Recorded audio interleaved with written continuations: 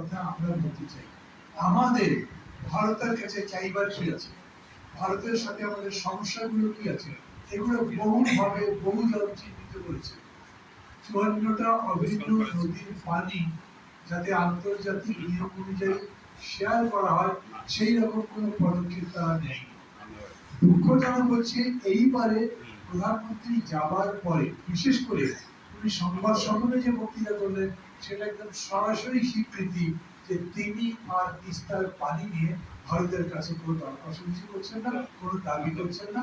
বরঞ্চ তিনি ভারত যে প্রস্তাব দিয়েছে যে তাদের টেকনিক্যাল টিম আসবে এখানে এসে তিস্তা প্রজেক্টের সম্ভাব্যতা যাচাই করে পরীক্ষা নিরীক্ষা করবে, সেইটাকে অভিনন্দন জানিয়েছেন। ভারত যদি এটা করতে পারে তাহলে আমাদের জন্য সবথেকে মঙ্গলজনক। তার মানে আমি যে পানি ভারতের কাছে পাই, তিস্তার পানি, সেটা আমি তো ছেড়ে দিলাম। এইরকম করে ৫৪ নদীর কোনো ব্যাপারে আমরা কথাবার্তা বলছি না। মমতা ব্যানার্জি যে কথা বলেছেন সেটা ভারতের অভ্যন্তরীণ ব্যাপার, কি এই বিতর্কের মধ্যে আমরা যাচ্ছি না।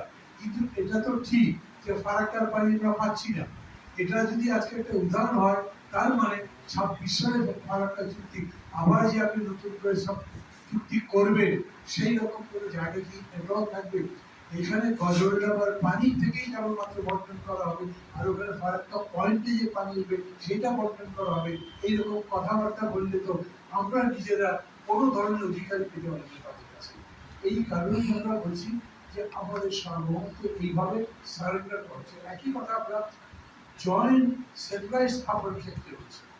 একই কথা আমরা যখন আণবিক শক্তি পরীক্ষা বা আণবিক শক্তি কমিশনে ভারতকে আমাদের যৌথ পার্টনার করার কথা বলছি, তখন ভেবে দেখে ভূ উপগ্রহ, হ্যাঁ এটা ঠিক যে ইন্ডিয়া বা যে কোনো দেশ যদি তাদের উপগ্রহ স্থাপন করে বাংলাদেশের অভ্যন্তরে ছবি তুলতে পারবে, অনেক সংবাদ সংগ্রহ করতে পারবে, কিন্তু সেটা নিয়ে আমাদের কথা বলবার জায়গা স্পাইন যদি হয় তার বিরুদ্ধে বাংলাদেশকে আরো যে কোনো দেশ বলতে পারে।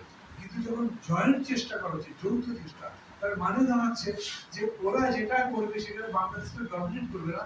ভারত ইচ্ছা মতো বাংলাদেশের সিকিউরিটির সমস্ত তথ্যগুলো নিয়ে যেতে পারবে।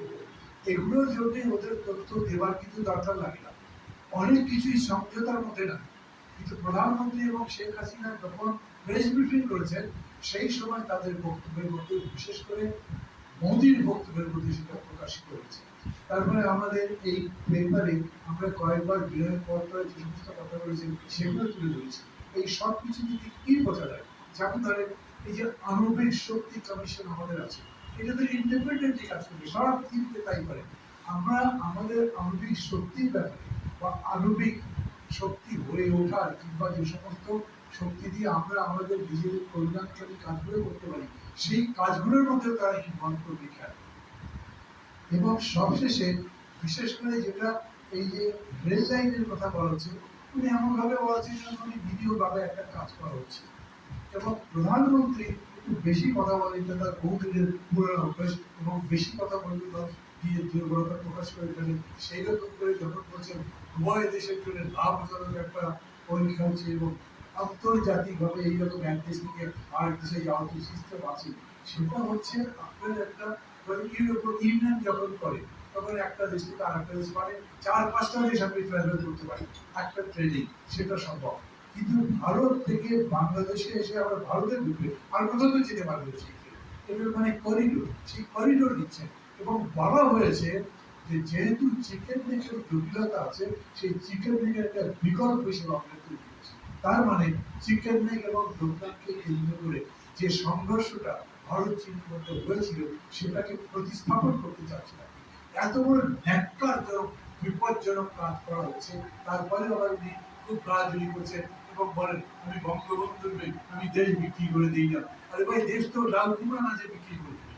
দেশের যে স্বার্থ আছে সেটা যখন জবাবদারি দিচ্ছে, দেশের স্বার্থের কথা বলছেন না, তার মানেই আপনি দেশের স্বার্থ অন্যের কাছে তুলে দিচ্ছেন এবং তিনি সেই কাজটা করছেন। এই কারণে আমরা বলছি, দেখেন যেইভাবে একটার পর একটা, সেই প্রথম থেকে যখন চীনের সাবমেরিন এখানে আসছিল তখন আমরা বলছিলাম, চীনের সাবমেরিন একবার পরেই তারই পাল্টা ভারত এই জায়গাতে আপনার র্যাডার স্থাপন করেছে, তখন আমরা বলেছিলাম। এবং এখন কি হচ্ছে, বাংলা পর ইন্ডিয়া হ্যান্ডেল করছে, ফর্মালি দেন বা না দেন এটা প্রায় সবাই জানে যে ওইখানে ভারতের প্রচন্ড রকম ইনফ্লুয়েন্স আছে, এবং এরকম কথা বলা হচ্ছে যে মংলা পোর্টকে ইতিমধ্যে ভারতের হাতে দেওয়া হয়েছে। তো আপনি পোর্ট দিয়ে দিলেন, সমুদ্রের অধিকার দিয়ে দিলেন, আপনি সমুদ্রের তীরে রাডার করতে দিলেন, তারপরে রেলওয়ে দিয়ে, বাকিটা থাকবে। এবং সেগুলো করছেন কেন? তার বিনিময় কি? বিনিময় আমরা কিছু পাই।